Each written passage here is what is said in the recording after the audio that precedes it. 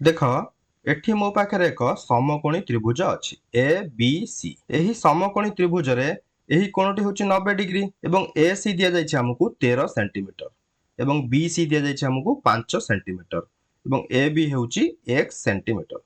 तेबे एठारे हमकु A B रो दैर्घ्य बाहर करबाकू पड़िबो। जेहेतु यह एक समकोणी त्रिभुज पाइथागोरस को उपपाद्य अनुसार समकोणी त्रिभुज रे छोट पार्श्व बाहुद्वयर वर्गर समष्टि बड़ पार्श्व बाहुर दैर्घ्यर वर्ग सहित समान होता है। तेबे बड़ पार्श्व बाहु किए? समकोणी त्रिभुज रे 90 डिग्री कोणर विपरीत पार्श्व अवस्थान करुवा बाहुटी बड़ होता है। तेबे पाइथागोरस को उपपाद्य कौन? तो मुझे लिखि दउची पाइथागोरस को उपपाद्य होउची p र वर्ग जुक्त b र वर्ग समान h र वर्ग। अर्थात p हेउची उच्चता बा परपेंडिकुलर जुक्त b हेउची भूमि बा बेस समान h हेउची कर्ण बा हाइपोटेनियस।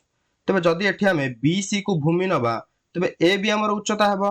तेबे पाइथागोरस को उपपाद्य अनुसार x र वर्ग जुक्त 5 र वर्ग समान 13 र वर्ग।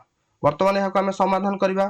तेबे x र वर्ग जुक्त 5 र वर्ग 25 समान 13 र वर्ग केते हेबो? 13 रे हमें 13 को गुणी की देखि देबा।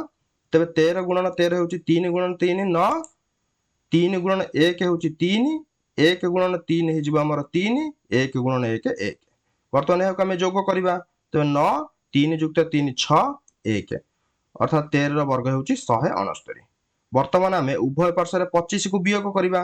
तेबे x र वर्ग जुक्त 25 माइनस 25 समान 169 माइनस 25। तेबे x र वर्ग प्लस 25 माइनस 25 0 हो जिवो। x र वर्ग समान 169 माइनस 25 होउची 144। तेबे x र वर्ग जदि 144 हुए x केते हबो? 144 र रूट ओवर। तेबे 144 र रूट ओवर केते? x समान 144 र रूट ओवर होउची 12।